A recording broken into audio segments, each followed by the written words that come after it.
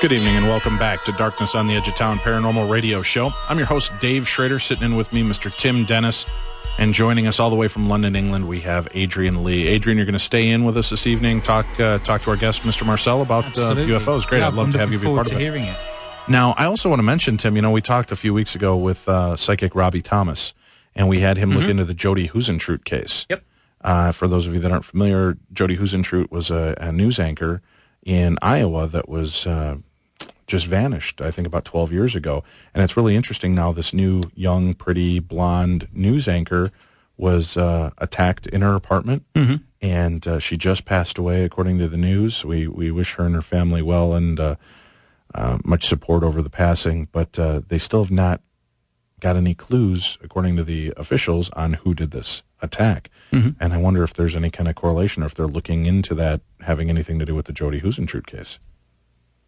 Interesting stuff. Maybe we can have Robbie look into that for us on a future episode as well. It'd be interesting. Robbie will be back. We've had some really good input from the people involved in investigations. They liked what Robbie had to say, so we're going to be getting into that. But I don't want to go on too long about that. I do want to talk about our guest this evening because, as all of you listeners out there know, I'm very much into ufology. It's a part of the paranormal that perplexes me the most, because I think there are a lot of things that the government's doing that we're just not privy to. But I do believe that we are also, being visited. And our guest tonight is, it's great to have him be a part of the show with us.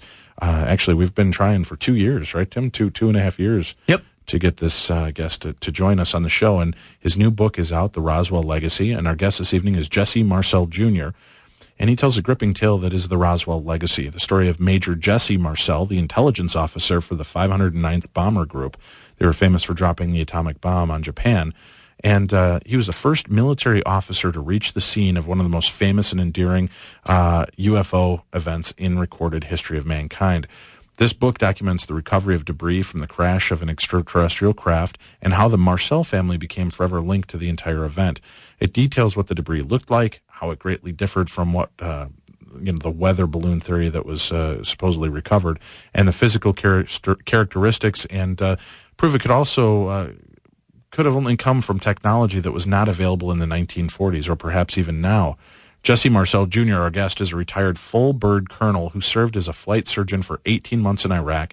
He spent 38 years serving his country with honor and loyalty, and Jesse is currently employed as a specialist in the, and I know I'm going to butcher this term, Tim, so we'll have to have Mr. Marcel clear this up for us as well. Is it, I'm going to blow it out. How do you say this, otonology?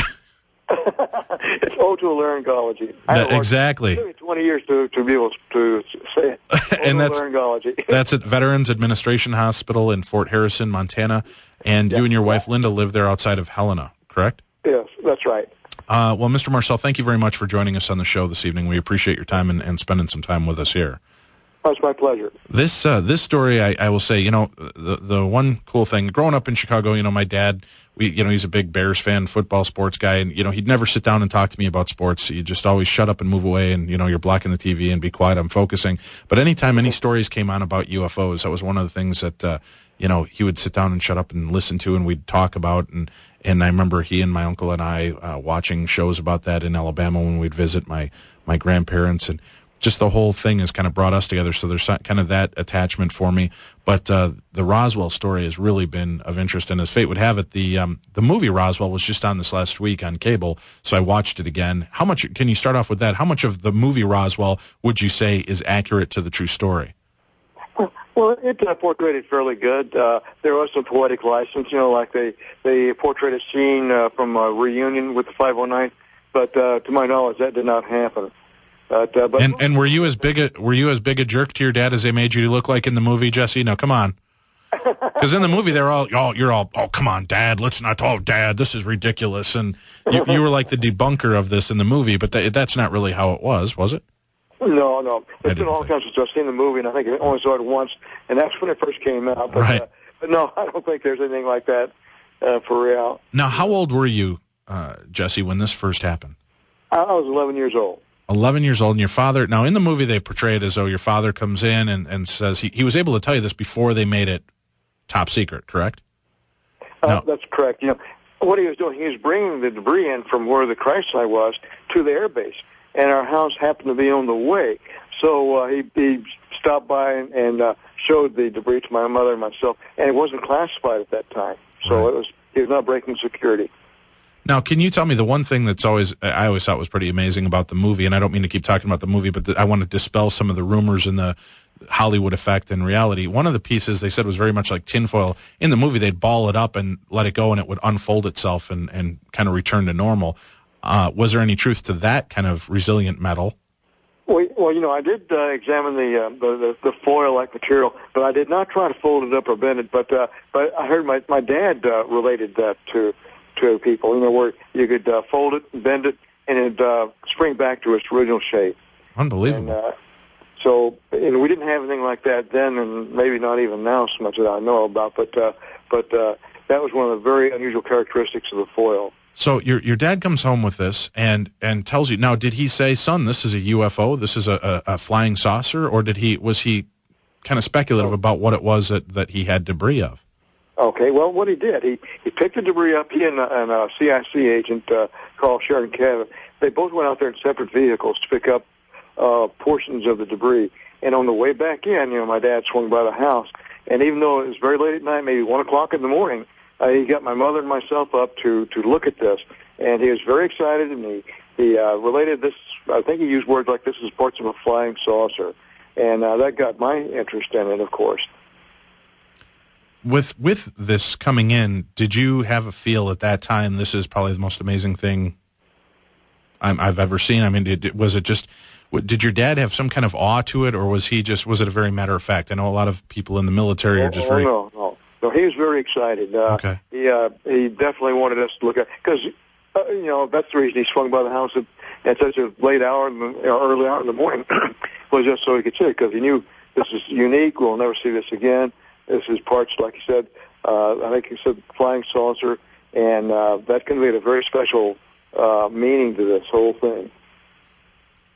Did you, and I'm just curious, how did your mom respond to this? Did she, flight of fancy kind of thing, or was she supportive of your father as well with the stories that were being told and understanding this?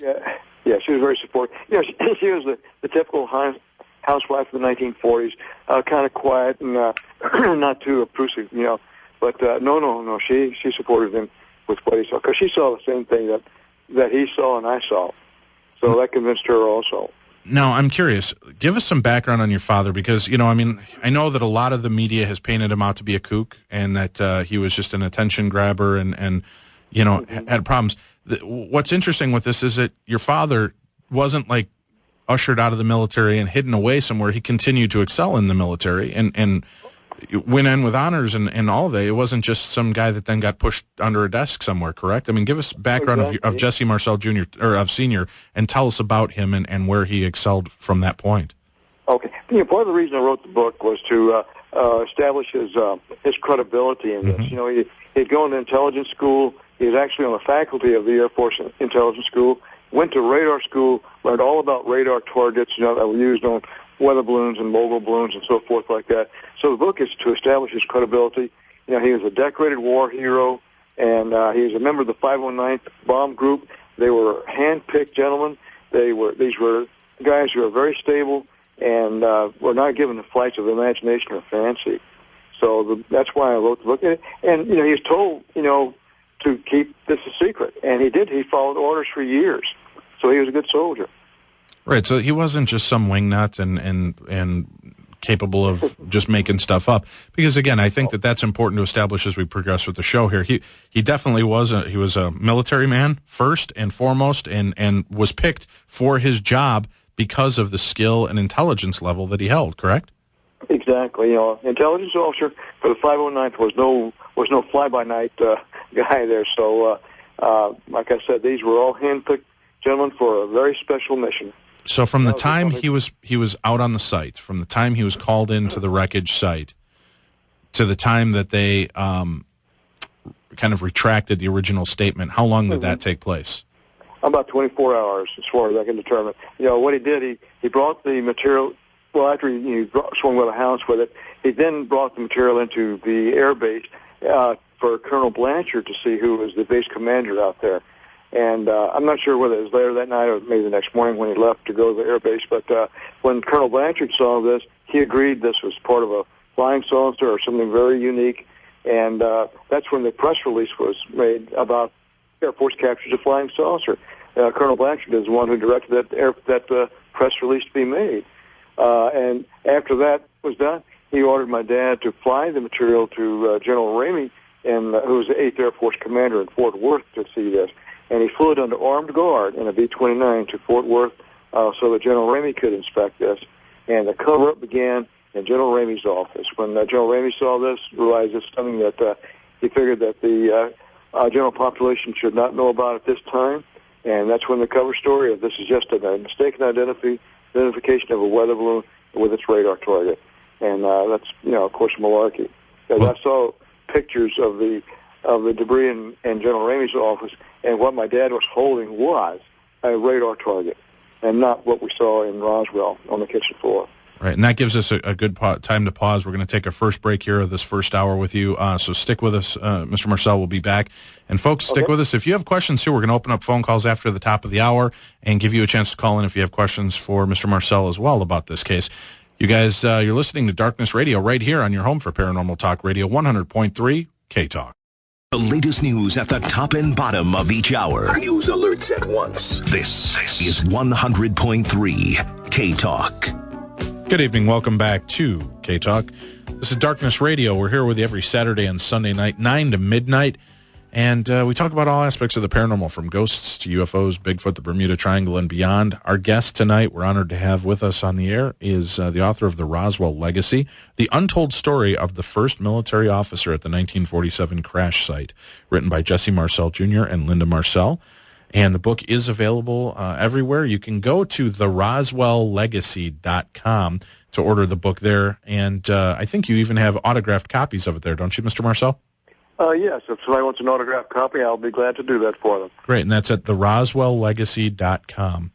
Or there's another website. There's a JesseMarcelSenior.com that they can go to also.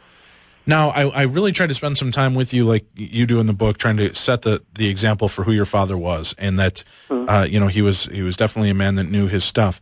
Now, what was so intriguing to me is they came out, and I believe it was Walter Haut was the gentleman that was given the press release, correct? And that's correct. He is the public information officer at the air base, and he released this public release, which basically came out and said that there is a UFO. And that it's crashed, a flying saucer has been crashed, and they've got the debris, and that was kind of the official statement at first. That's right. That was a press release in the first minutes of looking at this. And the buzz must have just been insane out there at this point, to have all this debris. And now I've heard different stories as well with the rancher or farmer whose property it hit. Had it hit a few days before and he just found the debris, or had it been there, was it a recent crash site? Do we know when the UFO purportedly hit the ground? Well, I'm not sure exactly of the timing of this, but I suspect it wasn't out there very long. Because what happened, I guess the night before the rancher discovered this, there was a pretty bad thunderstorm. And the next morning, he saddled his horse up to go ride the fence to make sure there wasn't any damage to the property from the storm. And that's when he discovered, this large area of that was covered with this foil-like material. Okay. Now the debris, the debris itself was spread all over, and it was actually there were two places or two areas where debris had been spread. Correct? There was one location he originally found.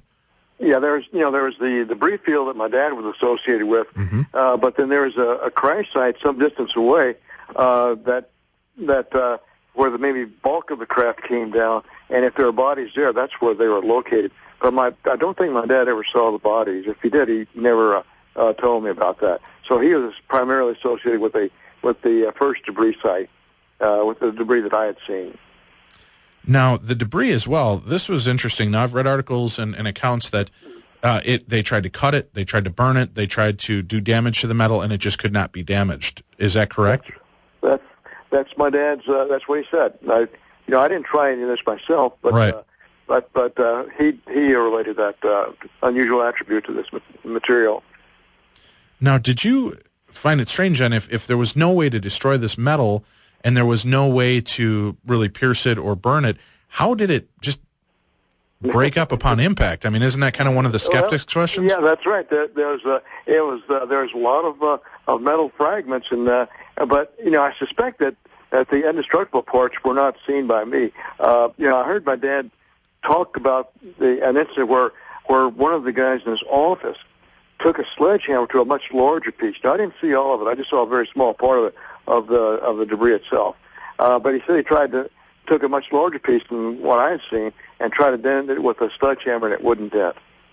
So maybe there are parts of it that was basically indestructible. Other parts of it was easier to fragment.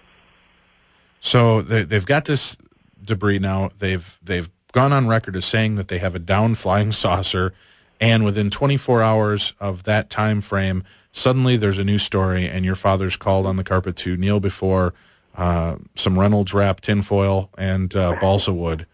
Yeah, well, I suspect that the cover-up began when General Ramey saw this, right? And that's when my dad was ordered not to talk about this, and that's when he got back to Fort Worth. He sat my mother and myself down and told us at that point, under no circumstances were we to ever discuss this issue about what crashed out there on that ranch. With the material that they showed, how did your father respond? How did he react when they made him pose with this? Did he understand why they were doing this, or did it bother him to make him, in essence, kind of look like a fool? Because how could this man that had this knowledge and be a member of the 509th not know the difference between a weather balloon with a what did they call it, a deflector array? Yeah, it was the radar target there, a rolling radar target. Well, he was just following orders. He was told by Ramey or his staff not to talk about this anymore. And at that point, he admitted later that he actually became part of the cover-up because he went along with it, and he was just, like I said, a good soldier following orders. If it bothered him, I don't know, but because he kind of kept it to himself. But when I saw that picture of him holding that radar target in General Ramey's office, the look on his face says it all. It's just like, you got to be kidding me. This is not what I brought in here. Right. Yeah, and that's evident in the picture, that the very famous picture of your dad kneeling down with this aluminum foil paper. Now, they've also talked about the I-beams, which had the little pieces of metal that had like hieroglyphs etched on them. Mm-hmm. Right. And the big debunkers and this is the part I always thought was interesting, and tell me if I'm wrong, they're saying that they actually used children's character tape, which was like a cellophane tape that had flowers and hearts and clovers and stars on it, and that was it. Would the government really put together a weather balloon with a radar detection deal on it using kids' Scotch tape? Well, what the Scotch tape did was to affix the metal foil to like kite sticks, to build up the outline of a radar target. So I could see where they could use Scotch tape for that, because it was, like I said, just to tape the metal foil to the balsa wood sticks. And right, but don't you think it's kind of funny? Wouldn't they, government approved Scotch tape, not flowers and hearts and stars? I just don't see that being something you're gonna strap onto a governmental piece that you're gonna send up there. Yeah, well, it explained to me that the reason they did that is because this is right at the end of the war, and Scotch tape was not readily available, but a toy manufacturer had some, so they bought the Scotch tape from the toy manufacturer. Oh, and okay. One difference too is that the Scotch tape that they used on the radar targets was about an inch wide, which is far larger than the symbols that were really on the I-beams. Now, with those symbols, have you ever been able to find anything that you thought looked very similar to the images that you saw? Did they ever find Egyptian or Aztec, Mayan, any kind of writing that might look similar to it, or maybe even Aramaic, any of the older dead languages? Yeah, there's some basic resemblance with some of these things. I thought at first that this was like Egyptian hieroglyphics, but it wasn't. It was more like geometric symbols, truncated pyramids, squares, spheroids, things like that, in various shapes and configuration, kind of printed on the inner surface of this beam. and the beam itself was only about 3/8 of an inch wide. So these symbols were pretty small. All right. Now, you actually saw the I-beams, is that correct? Yeah, that's correct. Yeah. Okay, is that what they're called, the I-beams? Is that what they were referring to? That's to my memory, it was shaped like an I-beam. They're 12 to 18 inches long, about 3/8 of an inch in cross-sectional width there. So, but to my memory, that's what it was. It like a metallic, looked like it was metal I-beam, certainly not balsa wood, because I was quite familiar with balsa wood. Now, I had sent a video for you I found online of supposedly video archival footage of the downed debris, and I had asked you if any of this looked familiar to you. So if you're looking on YouTube and you see Roswell stuff and it's an old black and white film footage, it looks very authentic and very, time period piece with the way it is. But you reviewed it and you think, in your opinion, that was not legitimate, or at least not the debris you saw. Yeah, that was not absolutely, for sure, not what I saw. Now, were the hieroglyphs on that similar to the ones that you saw, or were they just... No, there's very little resemblance of that, because those are more like line drawings, but the symbols I saw were solid. They're not line drawings, but they're like solid figures. We're going to take our second break here, and we'll come back with more on this and get more into the book. And again, folks, if you're interested, this is a fascinating book. It's called The Roswell Legacy, the untold story of the first military officer at the 1947 crash, written by Jesse Marcel Jr., Marcel. That's Jesse Marcel Jr. and Linda Marcel. We'll be back with more of this. And again, we're going to open up phone lines in a little bit. You can give us a call if you have any questions for our guest. Stick with us, folks. We got a lot more to go into. You're listening to Darkness Radio. Welcome back to the show. I'm your host, Dave Schrader, here on Darkness Radio. Hey, guys, make sure to watch us tomorrow night. Actually, while our show is on, you can go to KSTP, Channel 5, and we're going to be on the road with Jason Davis. He's doing a whole segment of On the Road with Ghosts. As a matter of fact, our good buddy Adrian here in the studio is part of this, because they filmed you guys investigating out at the Mound Theater. And they also went out to Annie Wilder's house, Tim, the haunted house, and they talked about her story and actually recreated some of the stuff, really eerie, good stuff on there. And then he went out to Thayer's, which is the haunted bed and breakfast out in Annandale, Minnesota, and did that. And then the final segment is with us here in the studio. I got an even better idea. What's that? TiVo it.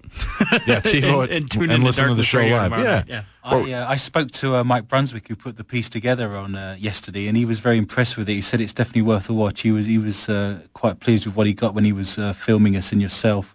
Great. So it's something to look forward to, I think. We're going to go back into tonight's show, and our guest is Jesse Marcel Jr., author of the Roswell Legacy, the untold story of the first military officer at the 1947 crash site.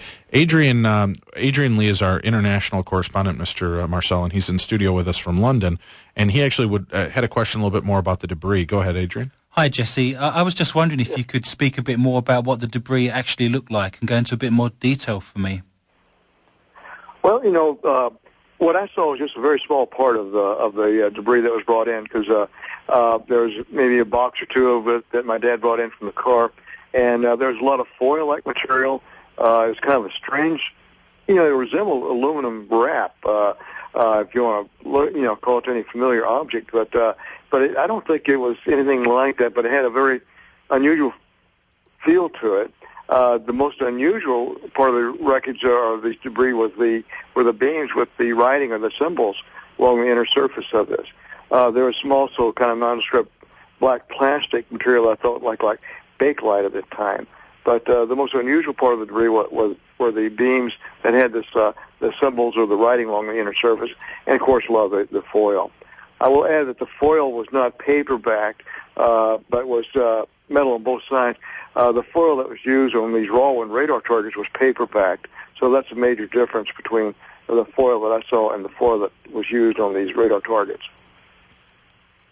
With this, now your father had to basically come out and say, "Oh, geez, I made a mistake. It's a weather balloon with this radar array deal on here," and it was that. Now, did he take a lot of heat from people then about how could he not know this to be real, or was that just played up for TV and movie?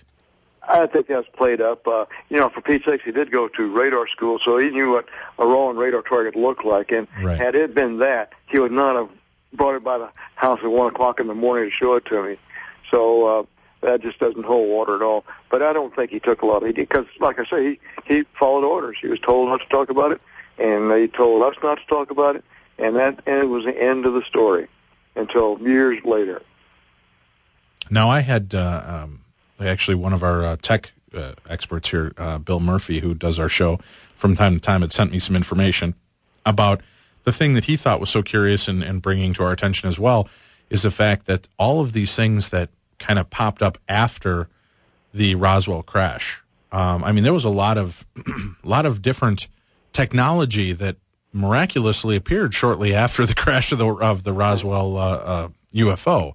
Are you familiar with that as well? And can you maybe explain to us a little bit about some of that and what have you found? Well, I know that there was a lot of things brought out. The transistors were developed in the early 50s, I guess, and Velcro and things like that. They say this came from reverse engineering of spacecraft or crashed extraterrestrials. But my way of feeling is that, sure, we may have gotten some information from this, but it takes a certain amount of technology to reverse engineer one of these things. So I'm not sure that we got that much out of it because our technology may not have been sufficient, or maybe at that time, maybe it is now, to have gotten a lot of scientific value out of this. It's almost like giving a wristwatch to Da Vinci, or only digital watches to Da Vinci and tell him to reproduce it. He couldn't do it. Now, I know according to the article that I've been sent here, it says, so what devices does Corso credit as having been developed in this manner? The list is staggering in some ways as they have all had significant impact in one way or another. For instance, Corso says that lasers, integrated circuitry, IC computer chips, fiber optics, particle beam devices, Kevlar material, night vision scopes, and others all came from the Roswell crash site. Now, with the government history, I mean, I know that they've always been developing, and it is kind of strange that since the 40s, things developed relatively quickly. I mean, if you want to look at it from the time the Wright brothers took off, right, from Kitty Hawk to today, we've excelled at an amazing rate of technology through this. Do you think that has something to do with these visitors that may or may not be coming to our planet? And are we... do you believe, I guess, Mr. Marcel, do you believe that we're in contact with alien race, or was this just a random car crash and they just happened to hit the wrong planet? Well, I think that these are probes sent here for scientific investigation purposes, to study this rather primitive civilization that inhabits the third rock from the sun. And I think that these are certainly very intelligent beings that created these objects, these machines, and because they could get here from wherever they come from. So I think they're basically scientific probes. As far as the reverse engineering, that certainly is a possibility. I was talking with Ed Mitchell, who was on Apollo 14. He was the sixth man to walk on the moon, and he said his grandparents settled West Texas. They came west in a covered wagon, and here he is a couple generations later. He is walking on the moon. Right. So, we did go through a very rapid phase of scientific or technological development there. Now, are you, at liberty to talk at all? I know that there are quite a few of the astronauts now that did the moonwalk or that, did the moon shots that are coming out and admitting to seeing UFO and having interaction with UFO activity while they were out there. Yeah. Is that something that you've been privy to by speaking to any of these astronauts as well? Well, not anything special. I'm not on the inside loop of anything like that, but I've seen some amazing pictures taken by the astronauts, the Apollo astronauts on their way to the moon. There's definitely something they're videotaping outside of their capsule. They didn't know what it was. NASA didn't know what it was, but there was something there. Right, and that's the one, isn't it, when they actually they ask out there, hey, where's our capsule? Because when they separate, they thought maybe... Yeah, they thought the rocket was following them or kind of left in the trajectory behind them, but they said, oh, no, that's way out there. And there was this... 6,000 miles away. Right, there's a long cylindrical object following the lunar craft. Yeah, so there's something there, absolutely. So you do believe that? Now, have you, you've got a Skywatch now. Do you ever go out? Have you seen a UFO yourself since this? I mean, people have probably, that if anybody, they're got to be looking, it's got to be you. Well, I'm tuned into it, of course, and but I have to say I've never seen anything that I was not sure about. I've seen lights in the sky. Like one night, we were flying back in from Kirkuk into Balan, which is about 40 miles north of Baghdad, and a couple of Black Hawk helicopters, a team of them, and I saw a light traveling from south to north, heading up towards Turkey. It was low level. It was traveling fairly slow. It was a real object, and I knew it was not a civilian aircraft because there was no fly zone, and we were the only aircraft around in the military. So there was a light in the sky that was visible light that you could see. All the lights on military aircraft are infrared, so it took night vision goggles to see them. But you can see this with the naked eye, and it's just going right along the ground toward Turkey, and goodness knows what that is. It was just a light in the sky, but that's the most unusual thing I could see. Well, that's still pretty unusual, Jesse. Yeah, it is, because it was an absolute no-fly zone, and you flew with lights off because you didn't want to get shot at. Right. So this thing was a good target, I'll tell you what, for the bad guys on the ground. Now, give people a little bit of your background as well. I mean, you're not a slacker either. It's not like you've just been, riding on Daddy's coattails to become famous in this world. You've been a military man yourself, and you're a retired full bird colonel. Is that correct? That's correct. Yes. So you've definitely got some stake behind you. We always joke on the show is, we like when we can have the guests on who aren't, Billy Ray Hochstetter, who was out mudding with his nephew and, sipping on some Jack Daniels in the back of their 4x4 when they saw something fly up out of the sky. Yeah, well, I got a bunch of years in the military, and I'm proud of every minute of it. And I was finally discharged in December of 2005 from the Army after being in Iraq for 13 months as a flight surgeon. So I've had a good career. Do people feel compelled to come to you with their UFO stories now? Do you get a lot of, hey, you should hear about what happened? I'll tell you what, I think I'm a target. I'm a marked man here. Yeah. I get a lot of people coming with their stories, and it's just that's kind of not, yeah, oh, is that right? Oh, wow, like that. Adrian, you had a quick question? Yeah, Jesse.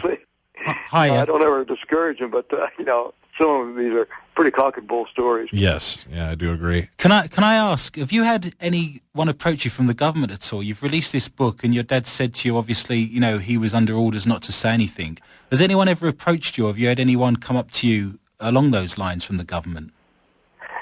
I'm sorry, there's a little distortion on the line that I didn't quite get this question. Yeah, he's just curious if your father was under orders to keep this quiet.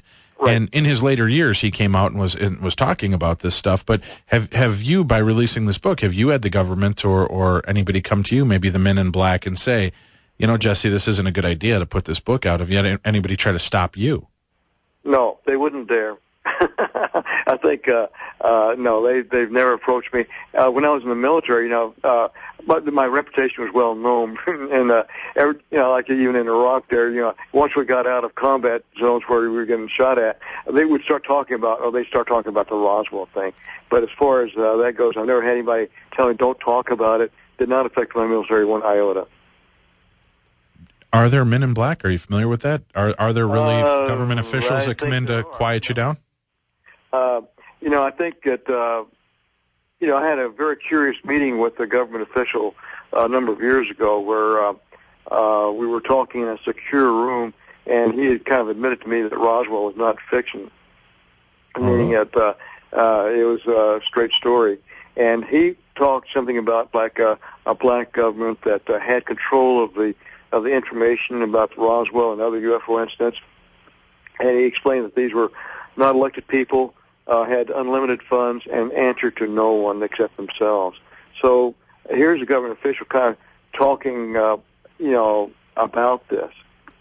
All right. And so I think there is something like that, yes. Let's take our final break for this hour, and we'll open up phone lines. If you have questions for Mr. Marcel about what his father went through or his personal experiences on this as well, feel free to give us a call at 651-989-5855. 651-989-5855. I think we have a couple of gifts we might be giving away to callers this evening as well, Tim. Does that work? Yeah, we got a couple. Okay, so if you're calling in and you've got some questions and we deem them worthy, perhaps you'll win a gift this evening as well. So give us a call. We'll be back with more and more with the author of The Roswell Legacy, Jesse Marcel Jr. Good evening. Welcome back to Darkness on the Edge of Town Paranormal Radio Show. I'm your host, Dave Schrader. Along with me for the ride this evening, Mr. Adrian Lee from London, England, and Tim Dennis. We've got on the line with us this evening Jesse Marcel Jr., who is the author of The Roswell Legacy, the untold story of the first military officer at the 1947 crash site. And it's a fantastic book. I've had a chance to read it over the last week here, and just really interesting. I'll mention real quick now that let's talk about Project Mogul, which is the balloon theory, correct? And can you tell us, shoot a little bit of the air out of that for us? And again, if you have questions for Jesse Marcel Jr., you can give us a call, and we'll cover your questions here live on the air. But the theory, again, was that it was this balloon with a radar detect on it. Can you go ahead and explain to people how that doesn't fit in with what you know? Okay. Well, the first cover-up story was this is just a weather balloon with radar targets. Well, I'm sorry, we made a mistake. It was a Mogul balloon, which made a little more sense because the Mogul balloon itself was a top-secret project. The only problem there is that it was the mission that was top secret. A Mogul balloon is a train of balloons with radar targets and microphones being pushed into the stratosphere to listen for atmospheric or sonic vibrations from distant nuclear explosions that the Soviet Union might produce. So, in effect, it was designed to detect nuclear explosions in the Soviet Union. And again, it was made out of the same thing a weather balloon was, except for the microphone train. So, it was off-the-shelf material. Nothing classified about the material. It was the mission itself that was top secret. Right. But the same thing. It's just a weather balloon with a microphone. Now, you're also you cover in your book though how the pattern of this just didn't seem to match with where the Mogul was found or why it would be in that area. Correct? Right. Yeah. They tried to blame it on Mogul balloon number so and so 4 or whatever, and but the trouble is, there's some people say, well, the Mogul balloon was never really launched, and if it was launched, it did not land where the crash site was. So it's a different area. And again, it was consisting of radar targets with metallized paper, and was not the same. There's no resemblance at all with what I'd seen or what my dad brought in. Now there was a lot of speculation at the time that it may have been a plane crash or a missile crash or a nuclear accident, right? Yeah, that's right. There's a lot of different speculation about that, but it was none of those. It was something very exotic something that we didn't manufacture. Came from someplace else. Right. Well, hold on. We've got a question coming in here. We've got, looks like Tim from Brooklyn Park. Tim, are you there? Yes, I'm right here. All right, Tim, you have a question for Mr. Marcel? Yes. Supposedly the bodies we recovered after the crash, were any of them living at the time, or when they brought back, were they any of them living at that accident, and did they die soon after the crash, or are they still around somewhere? Well, Tim, the only thing I know about this is what I read in books, just like you. I had no experience with that or no direct knowledge. I know that some researchers talk about a secondary crash site where there were creatures or alien beings from maybe one of them was still alive. But the only thing I know about that is from what I've read from other researchers. You see, I'm an observer, not a researcher, and my only observation was the first debris field that did not have anything like that associated with it. Did your dad ever talk to you about it? Did they ever tell him, that there might have been bodies recovered as well? No, I don't think he saw anything like that as exotic as an alien body. Because I think if he had, he would have told me. But I'm not. Who knows? He never said anything like that to me. Tim, thanks for calling in. I'm going to put you on hold. We're going to give you a copy of the brand new horror movie, The Strangers, that's out on DVD. So I've got you on hold for Tim or Ben can take your information there.